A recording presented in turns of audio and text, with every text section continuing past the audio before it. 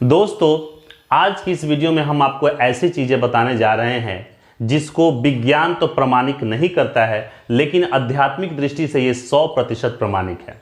हम बात करेंगे मनुष्य के शरीर के अंदर मौजूद आत्मा के बारे में। क्या होता है जब इंसान की मृत्यु हो जाती है, उसके बाद वो आत्मा कहाँ जाती है, कैसी होती है, ये सारी बातें हम आपको इस वीडियो में बताएंगे। तो वीडियो में शुरू से लेकर अंत तक बने रहिएगा। बहुत अच्छी जानकारी देने की कोशिश की गई है।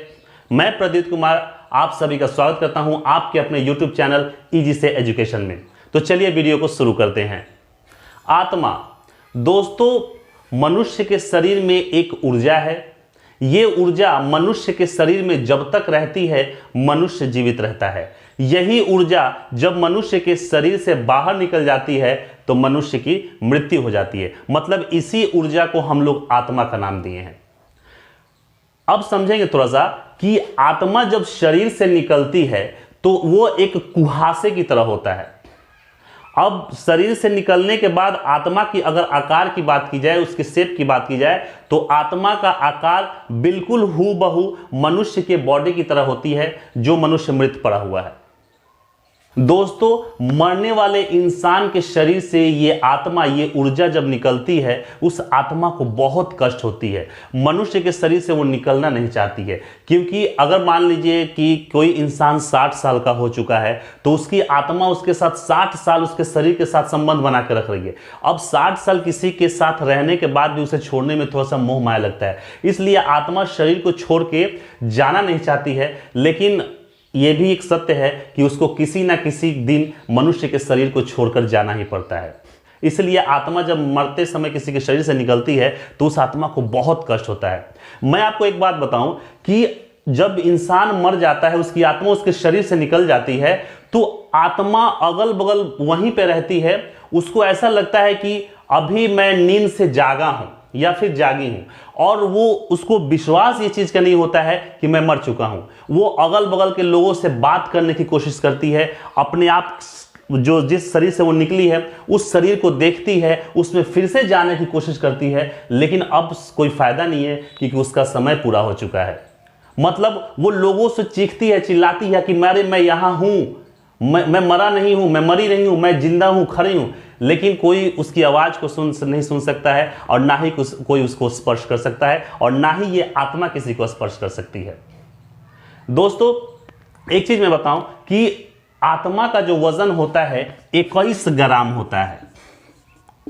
ये हमारे एक वैज्ञानिक थे जिन्होंने 1901 में ये प्रयोग किया।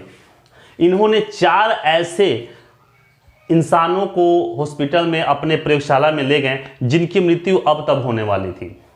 उसके बाद उनका वजन उन्होंने माप लिया, और मरने के बाद उनका वजन बॉडी को मापा, तो उन्होंने देखा कि जितना उनका वजन था उससे 21 ग्राम कम वजन है सबका। मतलब जैसे जितना वजन उन्होंने पहले मापा था उससे 21 ग्राम कम वजन है। और कमाल की बात है कि चारों बॉडी में जो वजन की कमी देखी गई थी वो 21 ग्राम ही थी। इसलिए ऐसा माना जाता है कि आत्मा का जो वजन होता है वो 21 ग्राम होता है। जब कोई मनुष्य, इंसान मरने वाला होता है तो वो आपसे बातें नहीं कर पाता, क्योंकि उसके दिमाग में वो सारी चीजें चलनी शुरू हो जाती हैं जो जो उसने किए हैं। मतलब कि वो क्या करता था, अभी कैसे जब जी रहा था तो कैसे रहता था, क्या उसका लाइफ स्टाइल था, वो सारी बातें इसके दिमाग में चलती रहती हैं। वो एकदम शून्य की स्थिति में पहुंच जाता है। आप कितना भी उनसे बात करने की कोशिश करेंगे वो आपसे बात नहीं करेगा। ये एक मरने वाला इंसान जो अब तब की घड़ी लगी हुई है कि अब मरेगा, उस इंसान के बारे में मैं बता रहा हूं। दोस्तों, गरुड़ पुराण के अनुसार जब किसी भी इंसान की मृत्यु हो जाती है, यानी कि उसके शरीर से आत्मा बाहर निकल जाती है, उस आत्मा को 24 घंटे के लिए यमराज अपने साथ यमलोक में ले जाते हैं।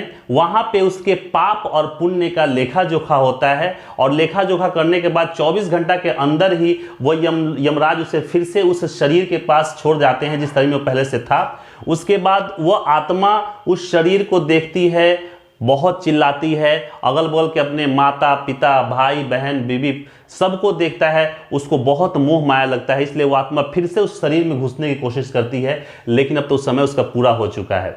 अब मैं आपको ये बातें बताने जा रहा हूं कि वह इंसान जो पापी हैं, जो अपने जीवन काल में बहुत सारे पाप किए हैं, उनके साथ क्या होता है, और वो इंसान जो अपने पूरे जीवन काल में पुण्य किए हैं उनके साथ क्या होता है।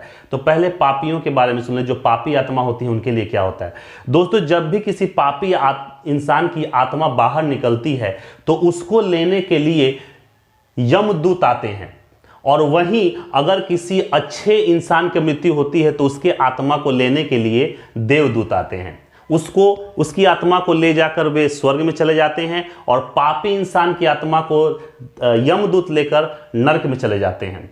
वहां पे उनके किए गए पापों के अनुसार उनको तरह तरह की सजाएं दी जाती हैं, जैसे गर्म तेल में खौला के उस पर डालना, लावा पे चलाना, सुई चुभोना इत्यादि बहुत सारी चीजें गरुड़ पुराण में लिखा गया, जिसके अनुसार उसको सजा दी जाती है। ये सारी प्रक्रियाएं जो मैंने अभी बताया आपको, ये सिर्फ और सिर्फ 24 घंटे के अंदर ही हो जाता है। जैसे मैंने पहले आपको वीडियो में बता चुका है कि 24 घंटे में ही ऊपर से वो नीचे फिर मृत शरीर के पास आत्मा को छोड़ जाते हैं। जैसे ही कोई पापी इंसान मरने वाला होता है, यमदूत उसके शरीर के पहले ही आके वहां पे खड़े हो जाते हैं, और शरीर के अंदर से निकलने वाले आत्मा के हर एक रास्ते पे 2 कटारी लिए दांत किटाए हुए नंगे खड़े रहते हैं कि इस पापी आत्मा को ले जाके नरक में सजा देनी है। ये चीज देखकर जो इंसान मरने वाला होता है, उसके अंदर की जो आत्मा होती है वो डर जाती है, वो बाहर निकलना नहीं चाहती है, क्योंकि वो जानती है कि मैं बहुत बड़ा पापी आत्मा हूं, तो मुझे बहुत सारी यातनाएं यमलोक में दी जाएंगी, इसलिए वो बाहर नहीं निकलना चाहती हैं। तो वो क्या करती है कि जब भी दोस्तों मैं आपको एक बात बताऊं कि जब भी किसी पापी इंसान की आत्मा निकलती है ना, तो वो पैर के नाखूनों से निकलती है, क्योंकि जो यमदूत उसे लेने के लिए आते हैं वो पैर के नाखून के पास जानबूझ के छोड़ देते हैं कि वो बाहर निकले, ताकि मैं उसे निकाल कर लेके चले जाऊं। और जो अच्छे इंसान की आत्मा होती है ना, वो कहीं से भी निकल सकती है, उसमें वो कोई मैटर नहीं है। लेकिन पापी इंसान की आत्मा जो होती है हमेशा पैर के नाखून से ही निकलती है। 13 दिन तक आत्मा अपने मृत शरीर के साथ रहती है, अपने घर वालों के साथ रहती है। 13 दिन के बाद जब उसका क्रियाक्रम यानी कि श्राद्ध हो जाता है, तो पुनः उस आत्मा को दूसरा शरीर प्राप्त हो जाता है। दोस्तों, लेकिन जो पापी आत्माएं होती हैं, जो पापी इंसान होते हैं, उनकी आत्माओं को 10 दिन या 13 दिन में उन्हें शरीर प्राप्त नहीं होता है। लेकिन एक चीज मैं आपको बताना चाहूंगा कि कौन सा आत्मा पापी है, कौन सा आत्मा अच्छा है, इसका लेखा जोखा हम नहीं कर सकते हैं। इसका लेखा जोखा यमराज ही कर सकते हैं, ईश्वर ही कर सकते हैं।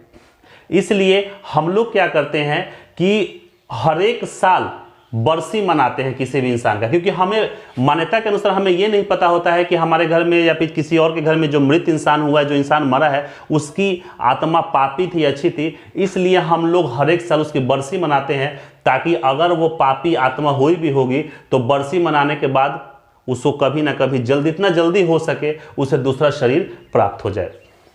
दोस्तों, कैसी लगी हमारी ये वीडियो? अगर हमारी वीडियो आपको अच्छी लगे तो हमारे वीडियो को लाइक करें, शेयर करें, सब्सक्राइब करें और बेल आइकन को प्रेस करना ना भूलें। दोस्तों, मैंने आपसे इस वीडियो में पहले ही बताया था कि ये वीडियो जो है आध्यात्मिक दृष्टिकोण से 100% प्रमाणिक है, लेकिन वैज्ञानिक दृष्टिकोण से नहीं। छोटी सी नॉलेज जानकर इस वीडियो को समझ लीजिएगा, देख लीजिएगा, और हमारे वीडियो को लाइक जरूर कीजिएगा। मिलते हैं ऐसे किसी इंटरेस्टिंग टॉपिक के साथ किसी दूसरे वीडियो में। तब तक के लिए नमस्कार।